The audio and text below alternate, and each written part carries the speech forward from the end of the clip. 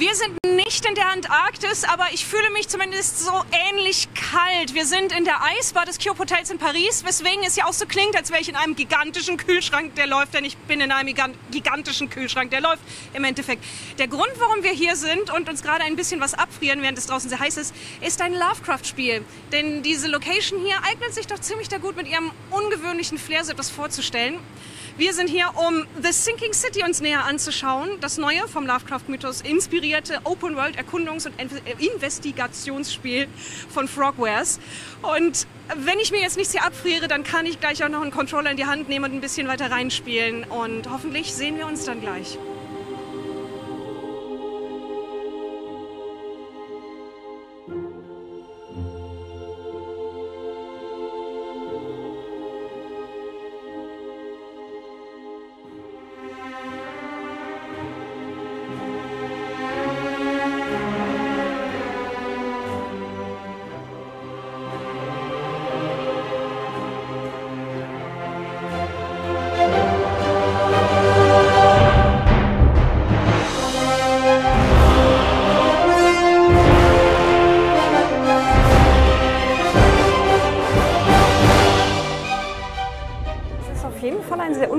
Ambiente, um ein Spiel anzutesten, aber sehr passend für etwas Lovecraftiges. Das Hotel hier ist sehr schräg, aber auch sehr stilvoll und hat die richtigen Vibes dafür, würde ich sagen. Und hier passieren auch einige seltsame Dinge. Abgesehen davon, dass hier sehr schräge Statuen und Verzierungen aufgestellt sind, werden hier gerade Leute in Monster verwandelt.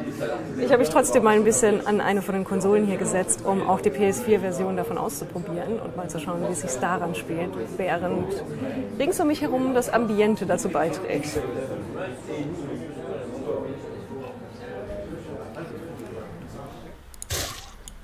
Tot. Oh, das war einfach.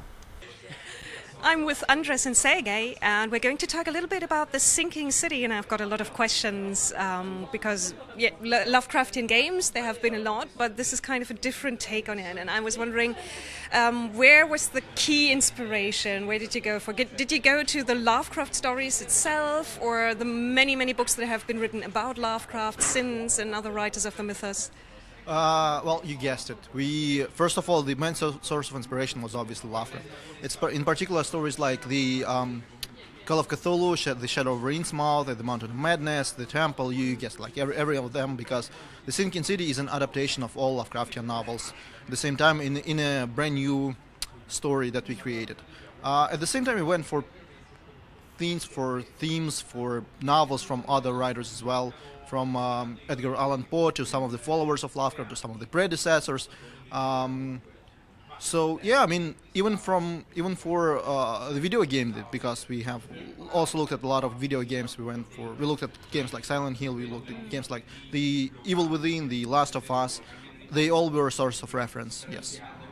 Okay. How came the decision to actually have a sinking city, to have so much of the city be underwater, and that you have to use a boat to get around because you can't go all the places without getting wet otherwise? So, the Sinking City is a game where a city is sinking. In my opinion, maybe Sergey can contradict me or approve me. It's because it illustrates the way that Charles feels about himself. His world is crumbling. In the game, like the ocean has a very evil influence in the people. It corrupts the mind of the people and his mind as well. He has a urge to go into that city to find out what is happening there. So that's the narrative way I would describe it. It's kind of everything makes sense. It's it illustrates how the hero feels. But it also has an explanation in the game that I will let the players discover while playing the game. But in terms of gameplay, it is very interesting to have a city where you actually have to struggle to find from the way into the city. You actually have to do some urban exploration to find the right way, climb like buildings, evade from danger areas. So yeah, I think both of those reasons are interesting and made the thing seem more interesting with this city augment that the studio really brought to life in the game. Yeah, if I may add also, when people say cosmic horror, it's the fact that you imagine that there is something out there, but you don't. Well, there is cosmic horror right there. There is something out there that you don't know, that you like have no idea of. And when you look at the water, the murky waters, that you do not see what's down there, right? But your mind starts to like make like pictures, like your imagination comes to life, and you begin to scare yourself because there is God knows how many more miles down there. There is God knows how many creatures, what kind of creatures down there, and yeah, we are lost in that. And then I want to talk about the decision to make this game so open, and in an age where there's quest markers everywhere whenever you play a game, you kind of you give the player things like, the person is probably going to look for this, and then you have to decide yourself, where on the map am I going to find this, and make my own marks. Weren't you never afraid when deciding on this that people were going to go, I don't know what to do, because we've been conditioned to just follow the quest marker? Yeah, I mean, we're really going a little bit old school with our new mechanic, with being free investigation. But you know what? We've explored this mechanic in our previous games, in Sherlock Holmes games, and we felt that, you know, it's time to push it to the next level. It's time to actually do something more about that, because whenever you follow the markers, right? All you care about is the marker. You don't even notice what's going on around you. Just you can have a beautiful world around you, but if all you see is a marker on your compass, then that's really not a good. Okay, that's a good game design, but it's up to everybody, to each their own. What I want to say is that we weren't afraid because we tested this a lot, and we felt that this system, it actually works to the game's advantage, because there is mystery, there is a lot of unknown stuff going on, and feeling lost, being lost in that environment is the best thing that, in my opinion, the game can provide.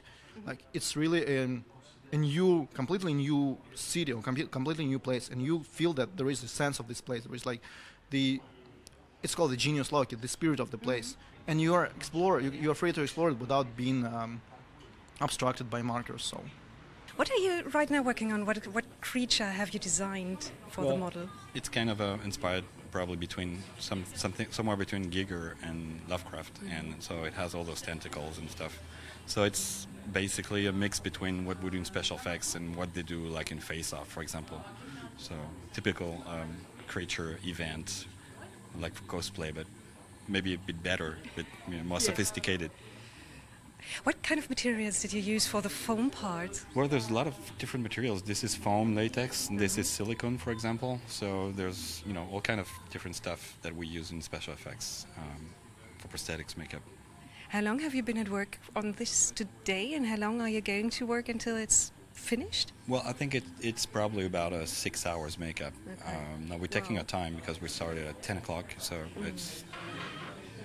So there's a lot of concentration, and also for the model it's also a really long time of sitting still.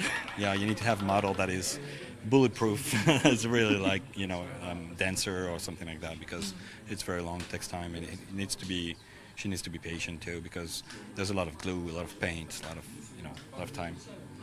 And what are you from? Are you from a studio, an FX studio? Or? I'm independent makeup artist, so I work for movies, television, series, and also give classes in makeup schools in Paris. Okay, thank you so much. Sure, you're welcome.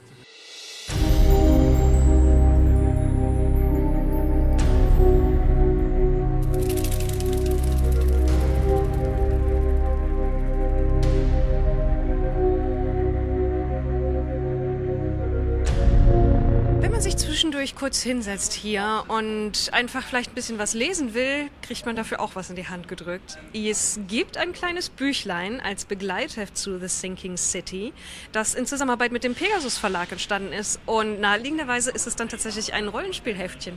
Es ist nicht Cthulhu, sondern es ist ein neues Regelwerk, um sehr regelarm Horror zu spielen. Das heißt, es soll Leute ansprechen, die vielleicht auf einem etwas anderen Weg, zum Beispiel über ein digitales Spiel, zum Rollenspiel kommen, und die man dann nicht groß mit irgendwas verschreckt, sondern die man ganz leicht ranführt. Es gibt ein Regelwerk hier drin, es gibt einen Überblick über den Schauplatz auch von The Sinking City selber, Oakmont, und 3 kleine Abenteuer da drin.